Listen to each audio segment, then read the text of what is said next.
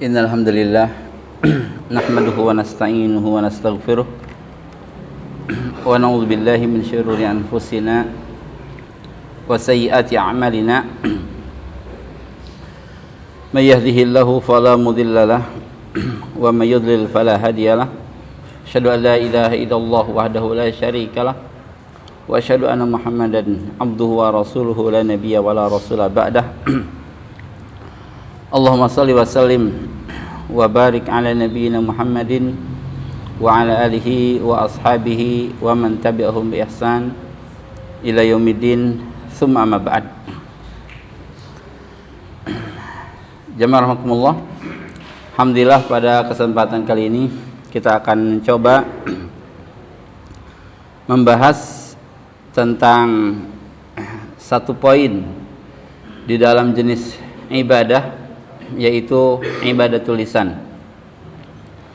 Jadi para ulama membagi ibadah itu menjadi 4 bagian.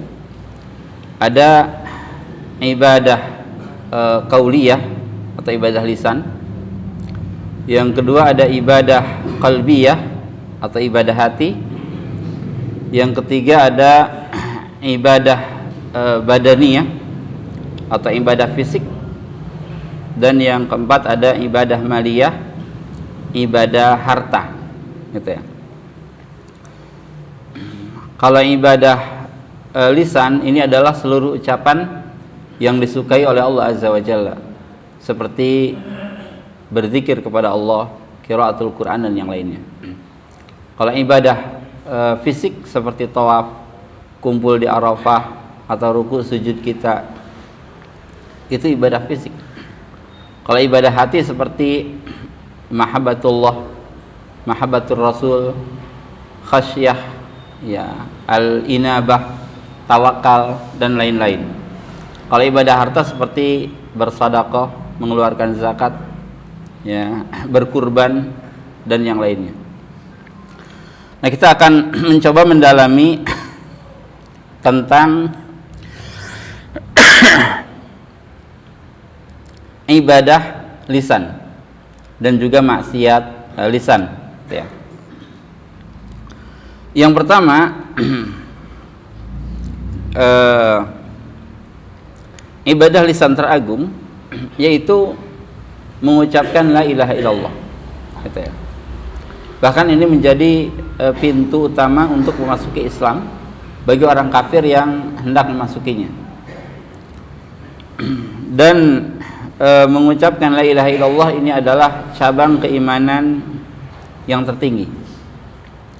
Sebagaimana sabda Rasulullah sallallahu alaihi wasallam, al-imanu bid'un wa sab'una syu'bah.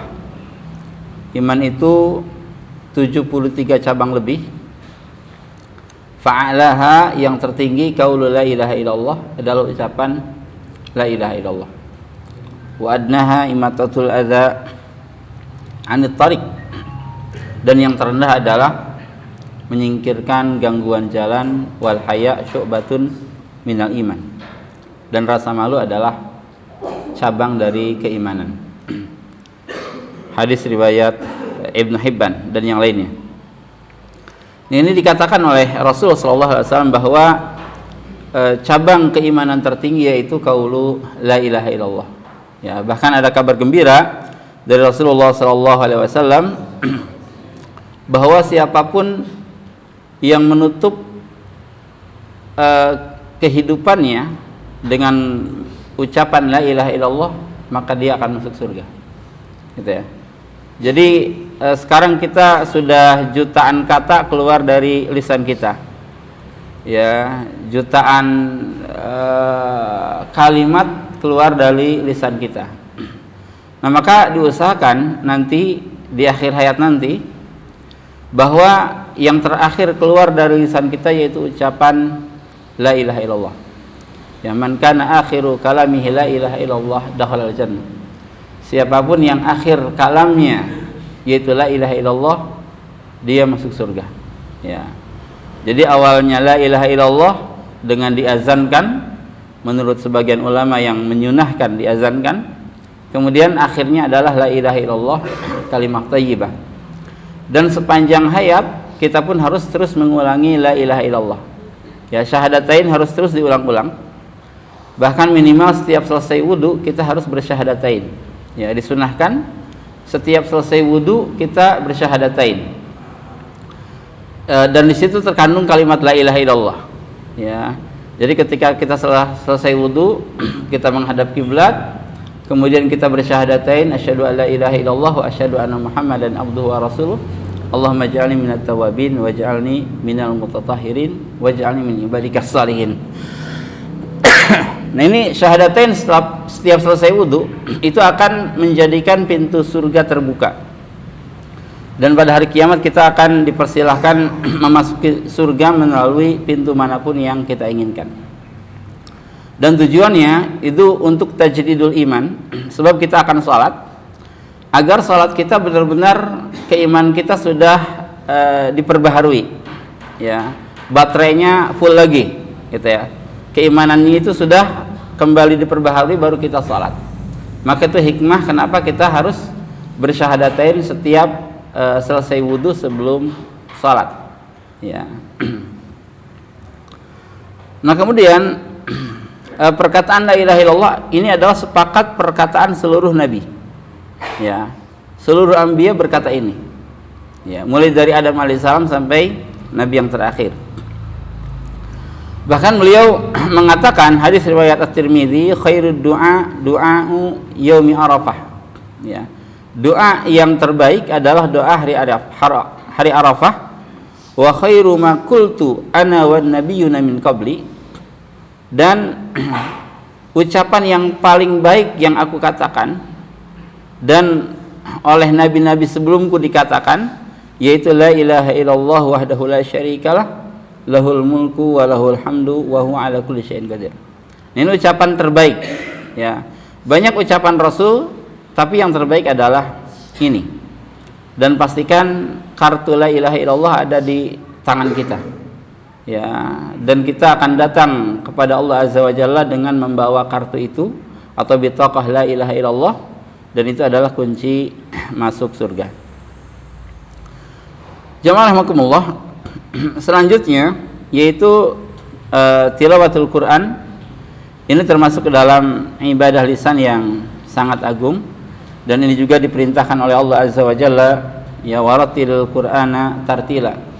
Bacalah Al-Qur'an dengan tartil, artinya dengan tajwid. Ya, As-Sa'di rahimahullah mengatakan bahwa membaca Al-Qur'an dengan tartil ini akan dapat membantu hati untuk mentadaburinya, ya, memikirkan kandungannya dan sebagai bentuk ibadah yang besar di sisi Allah Subhanahu wa taala. Ya. Dan Rasul sallallahu alaihi wasallam itu pernah mengumpamakan bahwa seseorang dengan Al-Qur'an itu ada 4 tipe, ya, ada 4 jenis manusia, ya, jika ditinjau dari apakah dia membaca Al-Qur'an ataukah tidak, ya. Ada manusia seperti utrujah, ya, dia yang wangi dan juga manis, dan dia adalah seorang mukmin yang membaca Al-Qur'an. Keimanannya adalah rasanya yang manis, dan qiraatul Qur'annya adalah aromanya yang wangi. Ya, yang kedua ada manusia yang bertipe tamroh, seperti sebutir kurma yang dia manis tapi tidak ada aromanya. Itu seperti mukmin yang tidak baca Al-Qur'an. Keimanannya manis, tetapi karena dia tidak membaca Al-Qur'an maka dia tidak mengandung aroma. Yang ketiga ada raihanah. Ini jenis munafik yang membaca Al-Qur'an. Raihanah itu sejenis bunga, wangi tapi pahit, gitu ya. Jadi qiraatul Qur'annya itu adalah harumnya munafik itu, tetapi karena hatinya yang kufur maka itu adalah pahitnya raihanah. Yang ketiga adalah hanzalah, ya, dia tidak harum tetapi pahit. Itu seperti munafik yang tidak baca Al-Qur'an. Kalau kafir jelas tidak masuk sini, sebab kafir tidak baca Quran. Yang baca Al-Qur'an adalah 2 orang, yaitu mukmin dan munafik, gitu ya. Nah, terutama ikhwan fillah rahimakumullah, yang sangat dianjurkan dan terus diulang-ulang ini adalah surah Al-Baqarah, ya. Baca surah Al-Baqarah dan juga Ali Imran. Ya. Ya, Rasul bersabda, "Iqra'ul Qur'an fa innahu ya'ti yaumal qiyamah syafi'an li ashabihi." Baca Quran karena Al-Qur'an itu akan datang pada hari kiamat membawa syafaat untuk para sahabatnya. Ya, arti sahabat adalah orang-orang yang tidak meninggalkannya. Jadi ada ashabul Quran, berarti dia yang tidak meninggalkan Al-Quran. Kalau kita punya sahib, ya, kalau kita punya sahib, punya sahabat, maka kita tidak akan meninggalkannya. Kalau sudah meninggalkannya berarti putus persahabatan itu. Nah, ini ada ashabul Quran, yaitu dia yang tidak pernah meninggalkan Al-Quran. Ya, Iqra'uz Zahrawain Al-Baqarah wa surat Al-Imran. Baca juga Az-Zahrain, yaitu Al-Baqarah dan Al-Imran.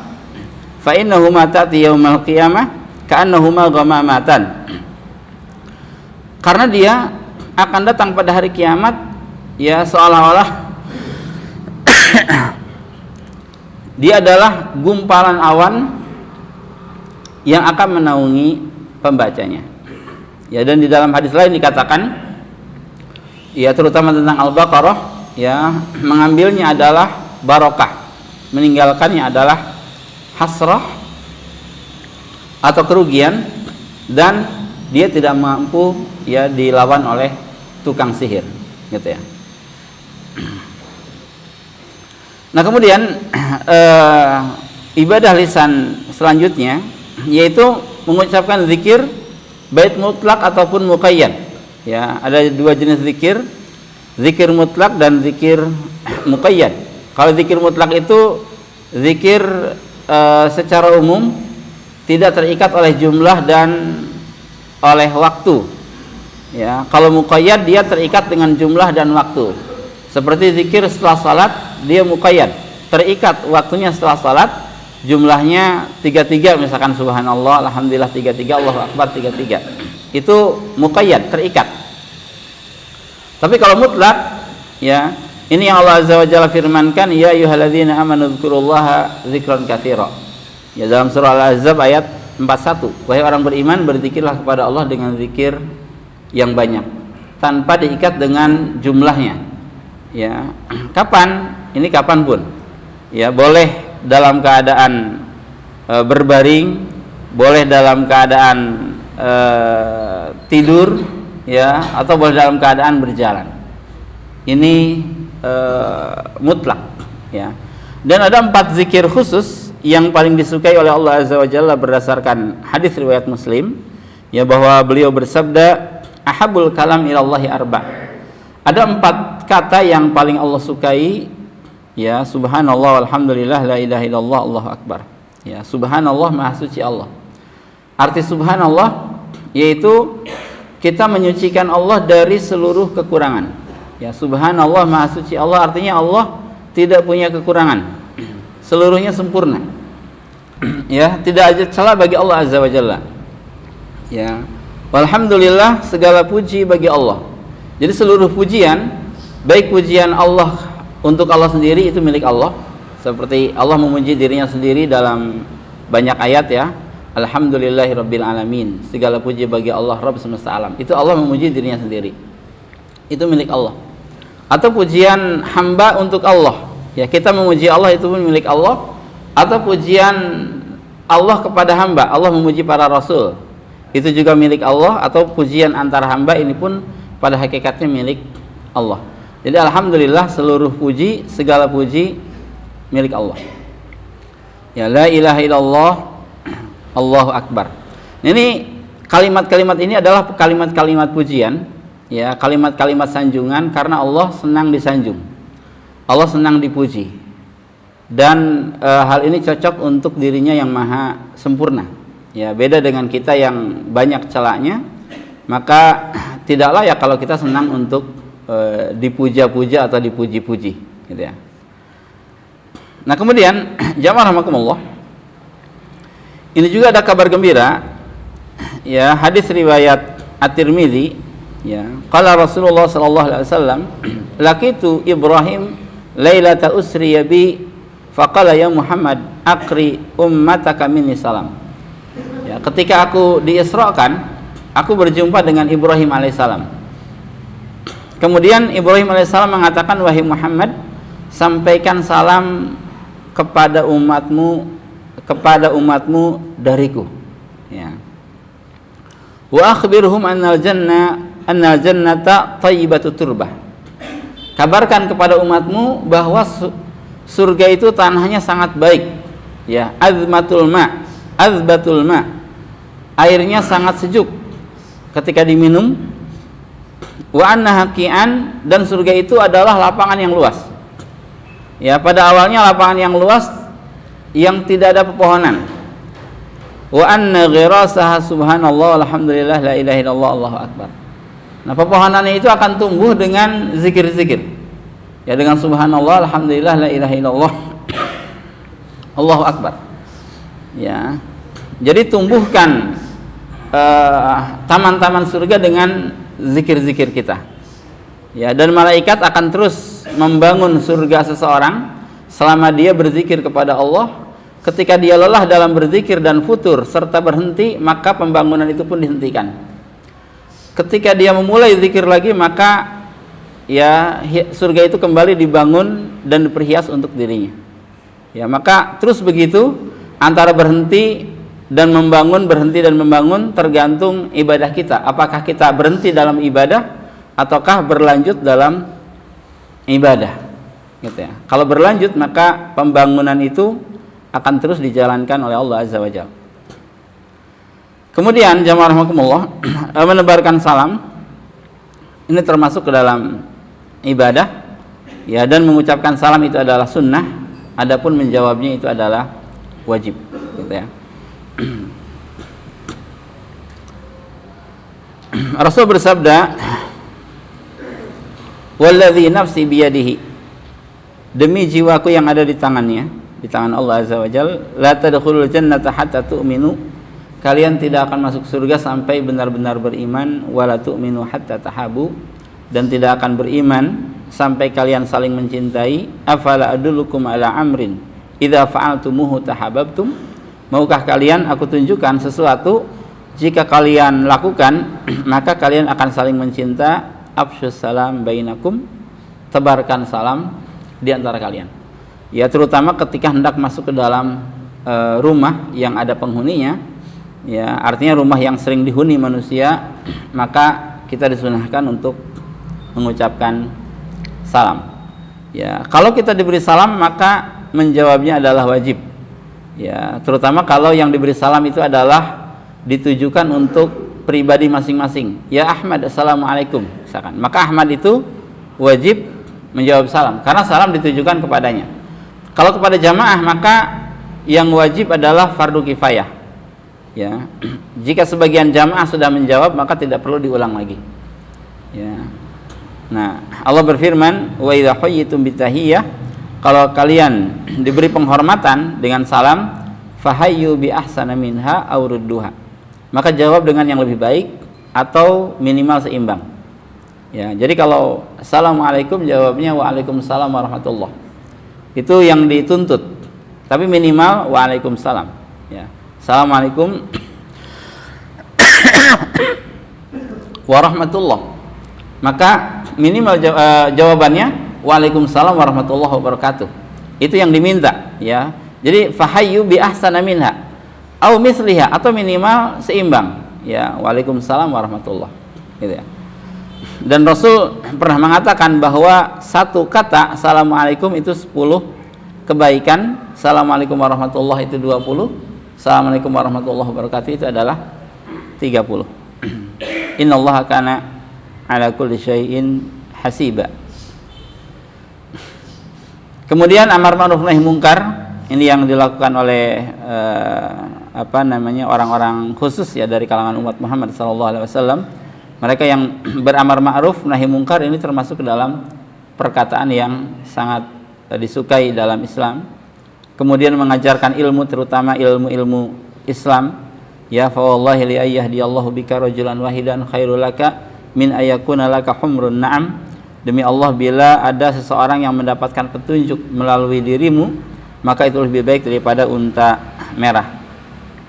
kemudian berdoa, ya, dan Allah mengatakan wa qala rabbukum ud'uni astajib lakum, ya, Rabb kalian berkata memintalah kepadaku niscaya akan aku berikan. Innalladzina yastakbiruna an ibadati sayadkhuluna jahannama dakhirin. Ya, sesungguhnya orang-orang yang istikbar tidak mau meminta kepadaku, maka dia akan masuk ke dalam jahanam dalam keadaan hina. Ya, kemudian azan ini juga termasuk ke dalam ibadah lisan, ya. Kemudian, ya, adapun tentang maksiat lisan ini banyak, ya, seperti berbicara tentang Allah tanpa ilmu. Ini keharaman yang paling haram, ya, dalam surat Al-A'raf ayat 33 Allah menjelaskan itu. Kemudian ghibah, membicarakan keburukan orang lain di belakang mereka. Kemudian namimah atau adu domba, kemudian mencela menghina muslim, apalagi mencela menghina Allah dan Rasulnya, ini jelas kekafiran, ya, berdusta, ya, dan lainnya. Ini adalah maksiat lisan, ya. Jadi ini ada ibadah lisan, ada maksiat lisan, dan seseorang terkadang masuk ke dalam surga dan mendapatkan derajat yang tinggi dikarenakan ibadahnya, ibadah lisannya, dan juga ada orang yang tersungkur ke dalam neraka dikarenakan maksiat lisannya. Wallahu a'lam. Subhanakallahumma rabbana wa bihamdika asyhadu an la ilaha illa anta astaghfiruka wa atubu ilaik. Assalamualaikum warahmatullahi wabarakatuh.